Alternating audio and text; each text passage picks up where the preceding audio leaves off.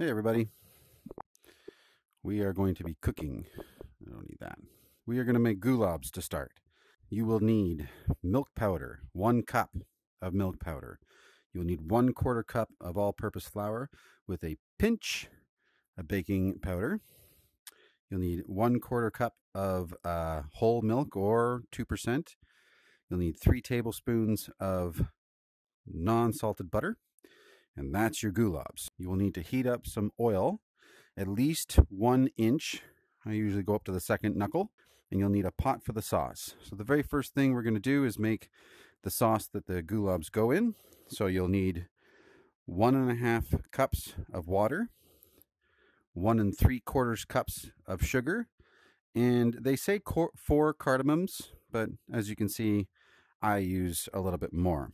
So we're going to take the water, we're going to put it in.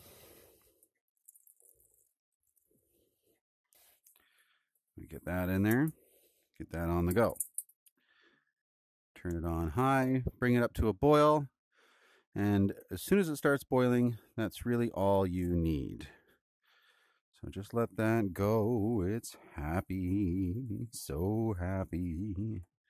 All right, now while that's going and while this is heating up, we're going to use our bowl, and we are going to go ahead and mix in our 1 cup of milk powder, our 1/4 cup of all-purpose flour, and a pinch of baking powder. And the first thing that we're going to do is put in our butter. Make sure we don't lose any of that butter.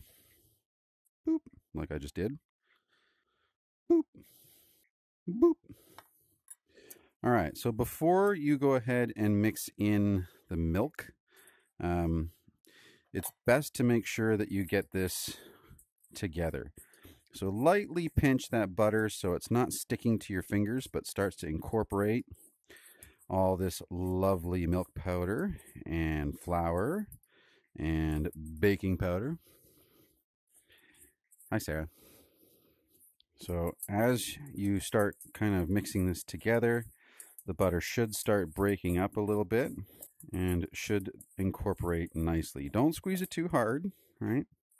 It's like a delicate flour. Don't squeeze it too hard, but just enough to keep it breaking up. And you will start to smell that delicious milk powder smell. Can taste it already. All right, so now we're getting to the point where this is, it's mixed up. You don't see any big lumps anywhere. So, oh, listen. It's got the right music. All right. So now that that's all together, now we're going to start adding in our milk.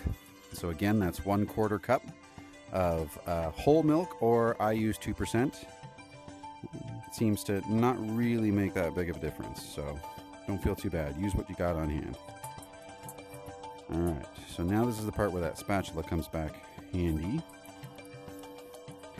I'm going to mix this all together, and you're going to see that it starts kind of getting together and kind of getting kind of sticky. Stick to the bowl. Yeah, so now it's starting to get a little sticky like a paste, and that's okay. Don't panic, because what's going to happen is as it sets, it's going to basically harden a little bit and create kind of a nice little dough. So while that's working, make sure that you're checking your oil. You can start to see by the bottom there, it looks kind of like all the little ripples. That's heating up pretty good. Now we see that our sugar is all dissolved, and it's going to quickly pick up heat and start to boil. So keep your eye on that. Now you want to keep your plate here because that's what our gulab balls are going to go onto, but you can definitely get rid of the milk bowl, the rest of your dishes. All right, so now you can see we've left that for just a little bit, and it's already starting to kind of form a nice consistency where it's not sticky anymore. It's more of a dough.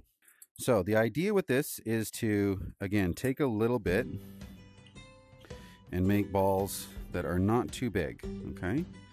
So this is enough to make probably just maybe over a dozen.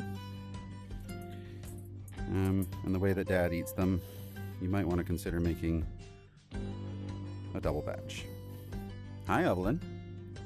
So if you find that this is too sticky and it's sticking across your hands, you know, and it's not kind of coming off nicely, that's an indication that maybe you could add, you know, a little bit more, say, flour. That one's a little bit big, sorry, but you'll know pretty quickly once you start rolling them in your hands whether they are, you know, too sticky or, I mean, if it's too firm, it's not that big a deal, really, because again, it's kind of a less of a science and more of a kind of a feel.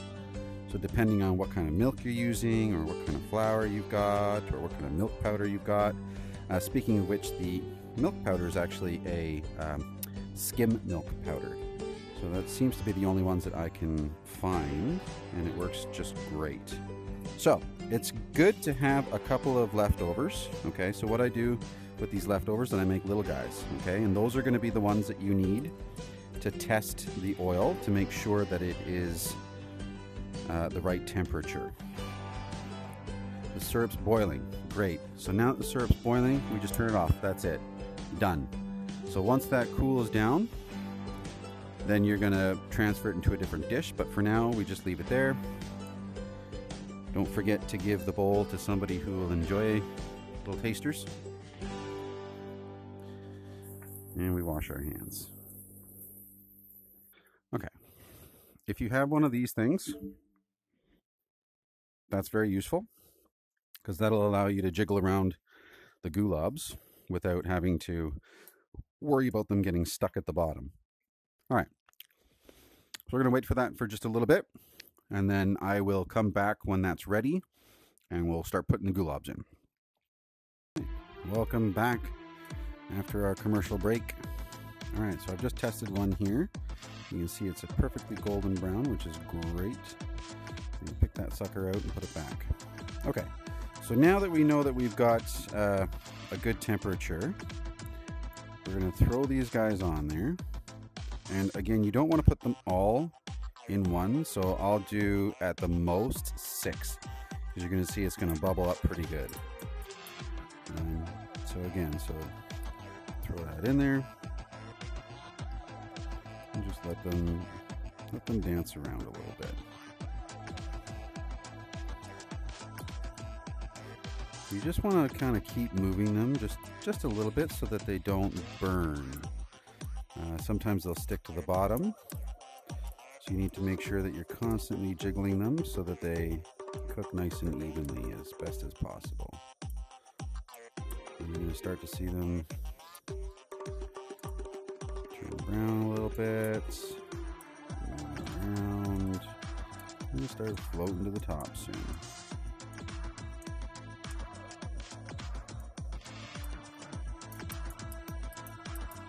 There they go, they're starting to float.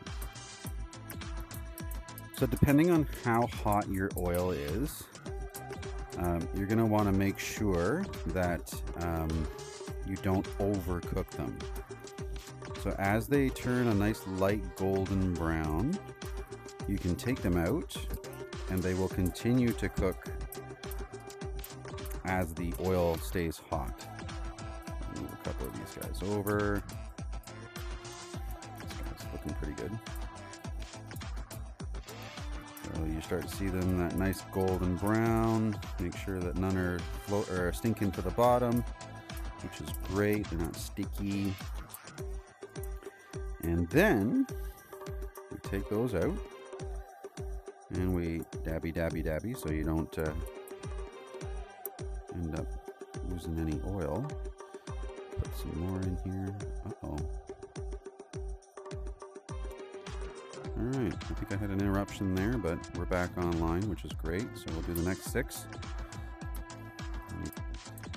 The reason that we're putting them here and not directly into the syrup is because we need them to sit out a little bit so that they can form a really nice hard crust. So if you touch them, you'll notice that they've got a pretty hard crust, kind of like a little bit harder than, you know, a Timbit. So if you were to crunch on that, you would feel a nice crispy outside. And we need that crust because once we put it into the syrup here, that crust keeps these from falling apart. If you, and a couple of things to note, that if you find that your gulabs are falling apart inside here, that means that you haven't got your ratios correct. So try again and make sure that you really make sure that you've done the right ratios for the ingredients that you've got. All right, those guys are looking great. So now we'll give them a little room here to sit. Put some more in. You can get that little guy in there, why not? And we'll throw those guys in and go for it. All right, look at that. Woo-hoo. So just remember to turn your oil off. This particular, now, you don't really want to put them in there because it's not really presentable. So find a dish that you can use that is not too big, because you want them to be somewhat submerged or at least half submerged. So typically I'll go for like that guy.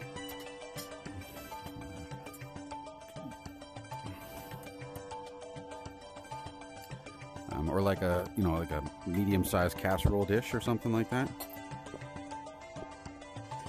If you want, you can also add in like pistachios or almond slices or something like that. But I'm not really a nut fan, so I'm not nuts for nuts. Oh, look, see, so we're going to be making some chicken curry next. Kari kebab is always a favorite, but not today. We're making plow rice, and we are making kofta curry. So those will be next. At some point, I'll upload a bunch more videos that have recipes, but I got to make sure that I don't overdo it the first time. All right, and that's really it. So now that those are kind of room temperature, you just transfer them in. Boop, boop. Put them in their happy place. Let them have a little bath, you know, sit in the jacuzzi for a little bit before your company comes over.